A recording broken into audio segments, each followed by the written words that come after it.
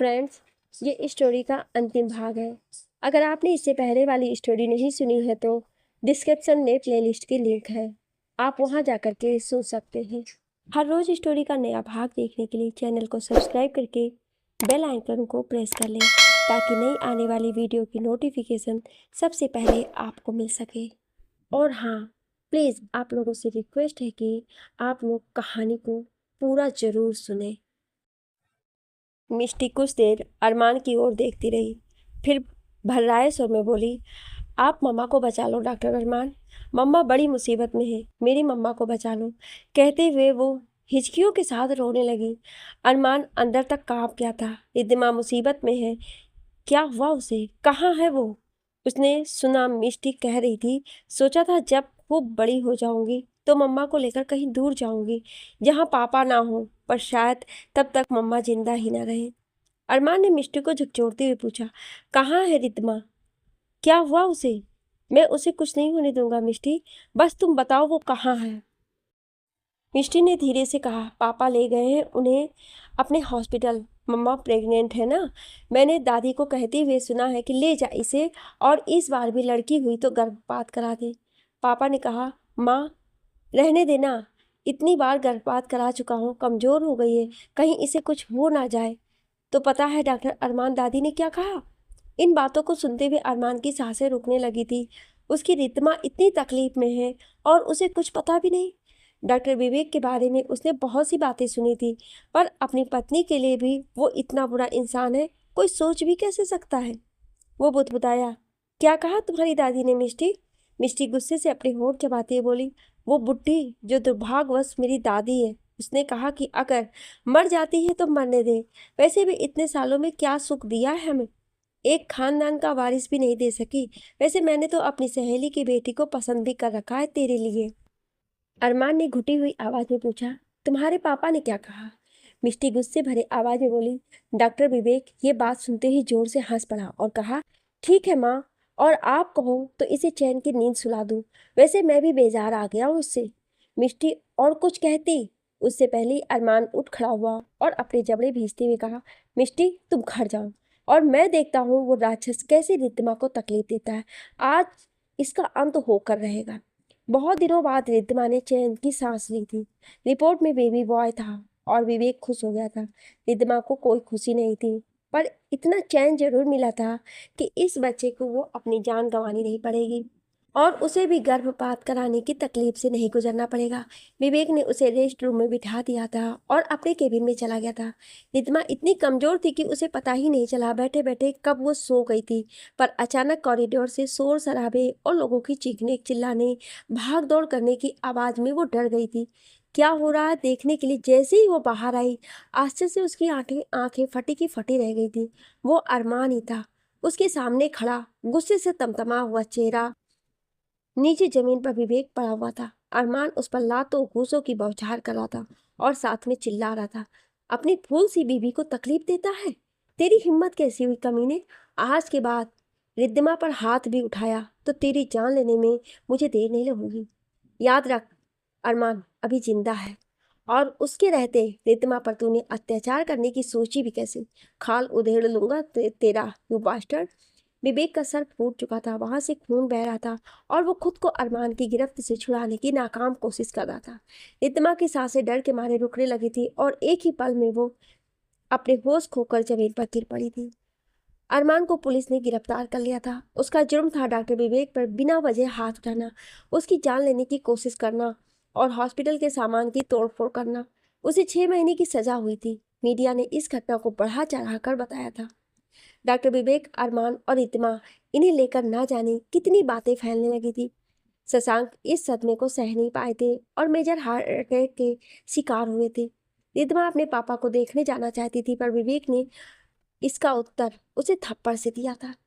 रितिमा ने रोते हुए गिड़गिड़ाया था, प्लीज विवेक, मुझे चाहे जितनी सजा देना, पर एक बार पापा के पास जाने दो, पता नहीं वो कैसे होंगे, कौन उनका ख्याल रखेगा।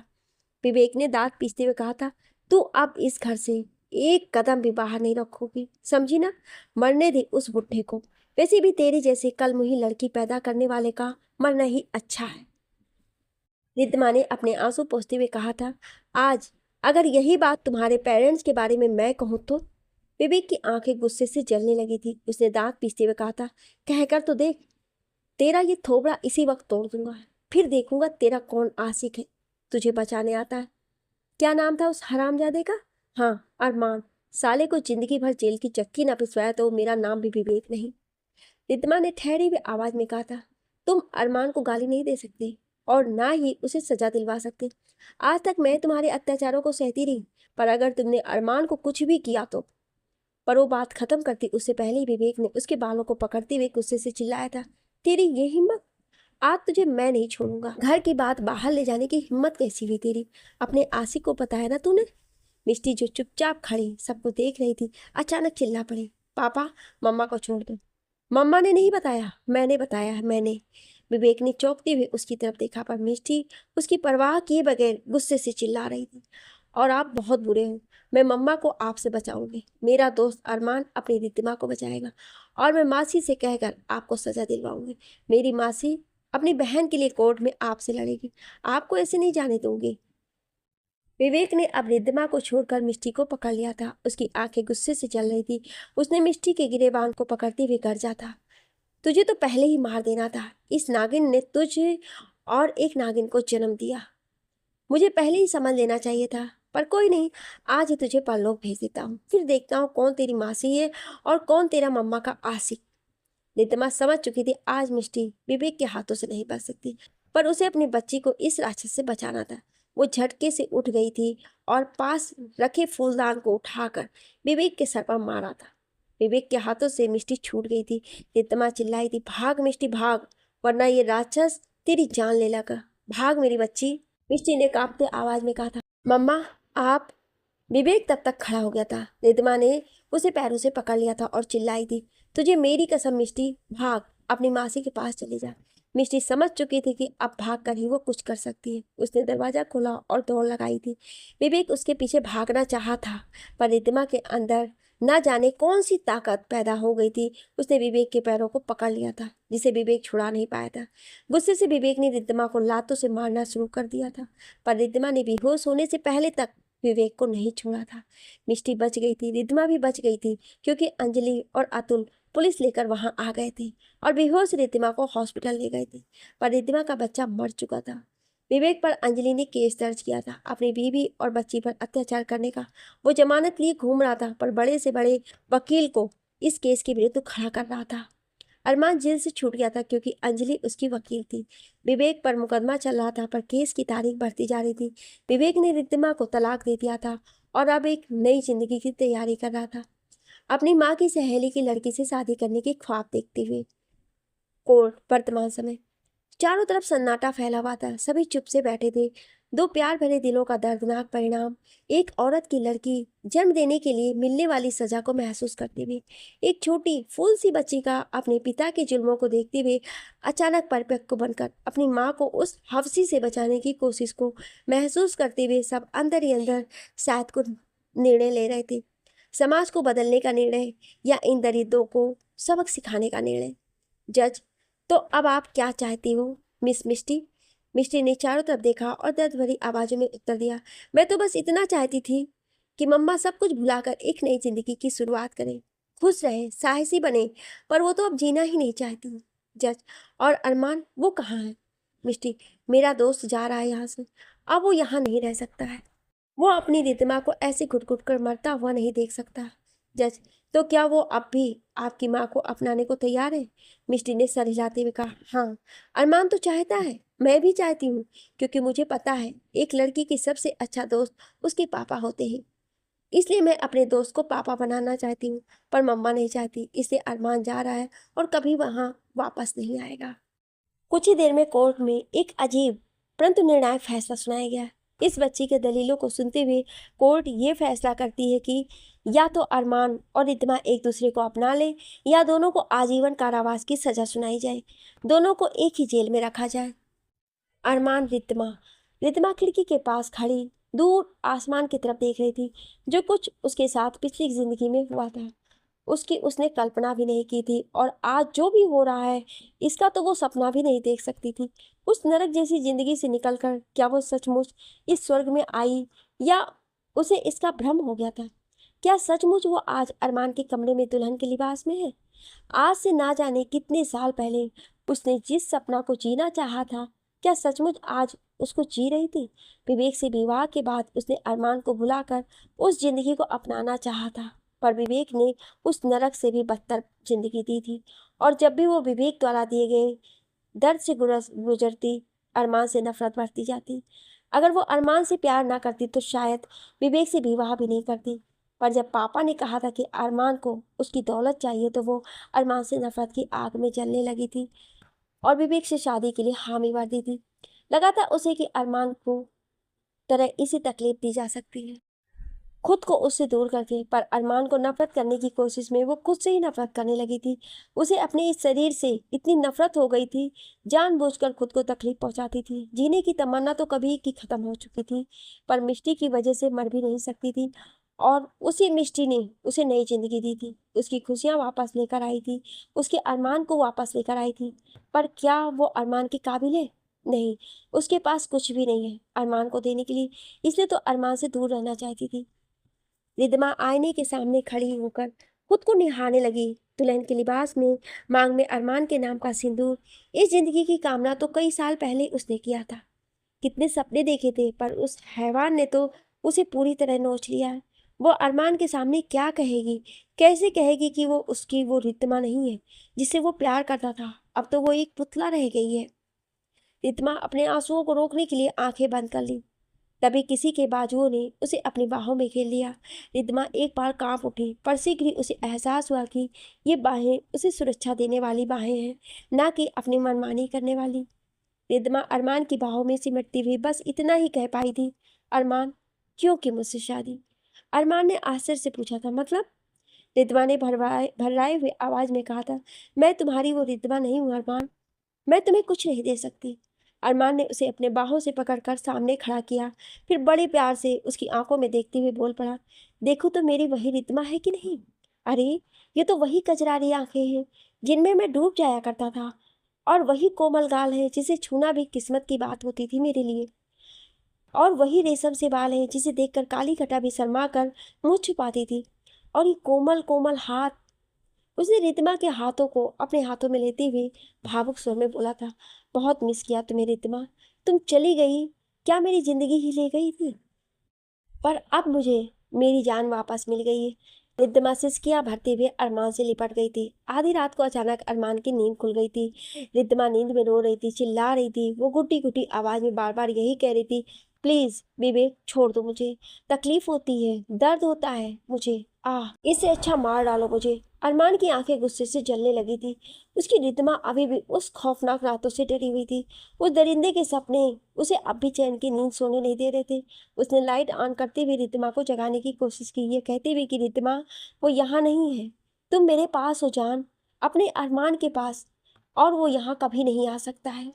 रिद्धिमा ने आंखें खोली और अरमान को देखते ही उससे लिपट गई और थकी हुई आवाज में बोल पड़ी, मुझे कभी अकेला मत छोड़ना अरमान, मुझे अपने पास ही रखना। अरमान ने हाँ में सिर हिलाते हुए उसे आश्वस्त किया था। सिर्फ इस जिंदगी में नहीं रिद्धिमा, अब तो 100 जन्मों तक ये अरमान अपनी रिद्धिमा के साथ रहेगा, उसे कभी भी अकेला नहीं छोड़ेगा। फिर उसने रिद्धिमा को पानी का गिलास देते हुए कहा था, थोड़ा सो जाओ, कल हम पेरिस के लिए रवाना हो रहे हैं। रिद्धिमा ने खुशी भरी आवाज में कहा था, सच? तुम्हें अब भी याद है कि मैं शादी के बाद पेरिस जाना चाहती थी?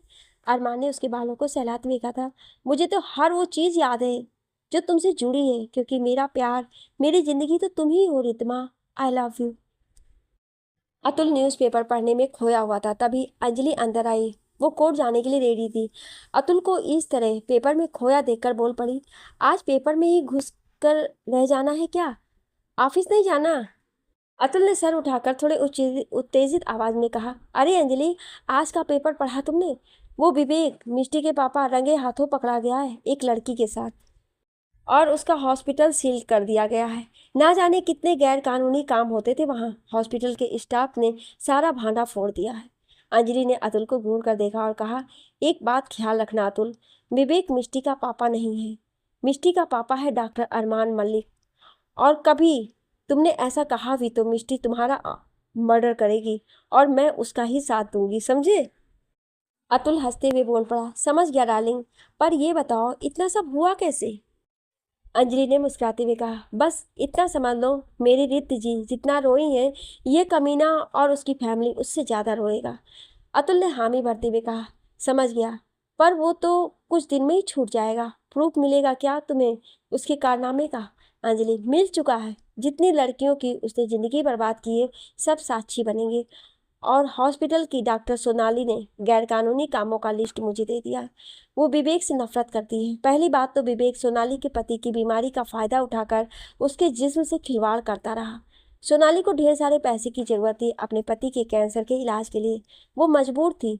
दूसरी बात, रिद्धिमा के साथ ही ना जाने कितनी लड़कियों को मजबूरन गर्भपात करवाया गया उस हॉस्पिटल में। सारे रिपोर्ट सोनाली ने कलेक्ट कर रखे हैं। वो दिलो दिमाग से विवेक को सजा दिलवाना चाहती थी, पर हिम्मत नहीं थी। पर मेरे बारे में पता चलने के बाद वो खुद मुझसे मिली।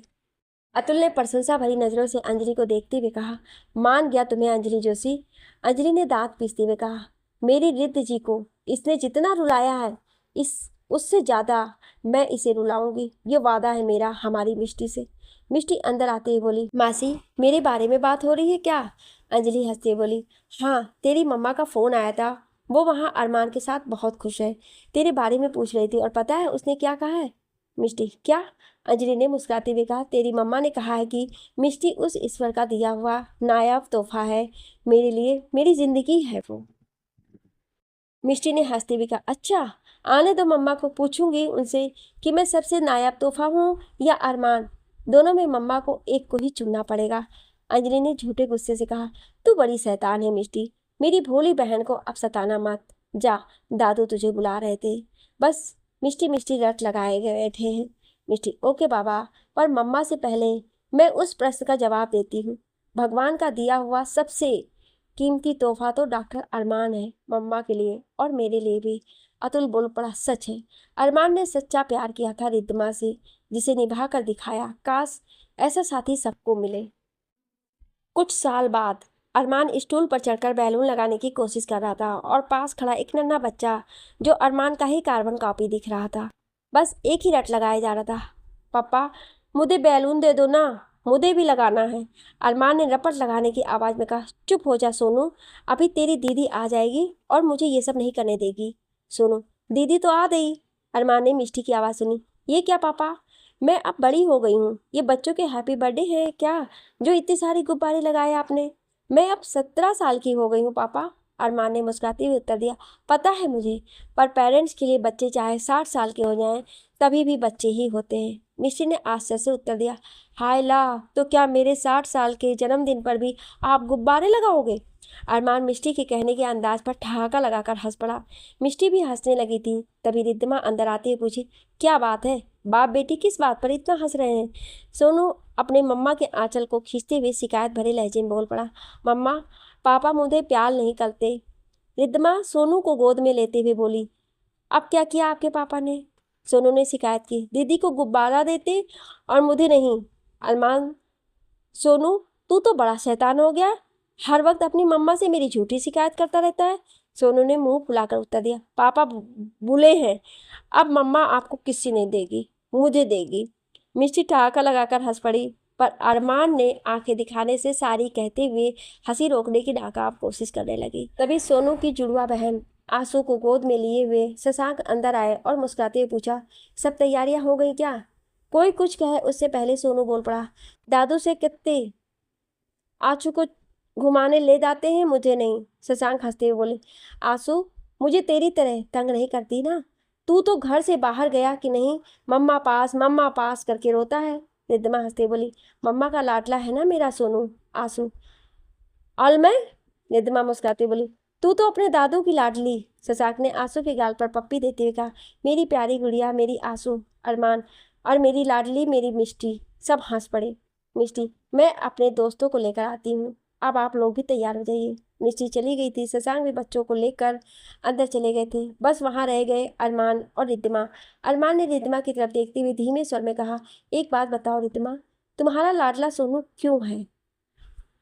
तुम्हें तो बच्चियों को ज्यादा प्यार करना चाहिए ना। रिद्धिमा अरमान के पास आकर उसके हाथों को अपने हाथ में लेकर कहती, मुझे तो मेरे तीनों बच्चे प्यारे हैं, पर सोनू को थोड़ा ज़्यादा प्यार करती हूँ। जानते हो क्यों अरमान? अरमान क्यों? रिद्धिमा ने उसकी आंखों में झांक कर बोल पड़ी, क्योंकि वो तुम्हारी छवि है, बिल्कुल तुम्हारे जैसा दिखता है वो, मेरे अरमान के जैसा। मेरा अरमान जो मेरी जिंदगी में बहार लेकर आया, मुझे प्यार करके मेरा जीवन सार्थक बना दिया, मुझे जिंदगी दी और ढेर सारी खुशियाँ जो मेरे इन कमजोर हाथों में समाते ही नहीं है। अरमान ने उसे गले लगाते हुए प्यार भरी आवाज में उत्तर दिया, तुम कमजोर नहीं हो रिद्धिमा, तुम और तुम्हारा प्यार ही मेरी ताकत है, जो मुझे तुम्हारा इंतजार करना सिखाया था। I love you. रिद्धिमा फुसफुसाई, मैं भी तुमसे बहुत प्यार करती हूँ अरमान, सबसे ज्यादा। तुमसे मैं क्या कहूँ, तू ही मेरा सुकून, संग तेरे रहूं तू जिंदगी। आपको ये कहानी कैसी लगी हमें कमेंट करके जरूर बताइएगा। आप सबने हमारी कहानियों को सुनकर अपना बहुत सारा स्नेह लुटाया है। आप सबके प्यारे प्यारे कमेंट को पढ़कर मुझे बहुत हौसला मिलता है। आप लोग इसी तरह से प्यार बनाए रखिए, ताकि मैं आप लोगों के लिए और अच्छी कहानियाँ ला सकूँ। आप लोगों को कैसी कहानियाँ पसंद हैं, प्लीज़ कमेंट करके ज़रूर बताएं। Thank you.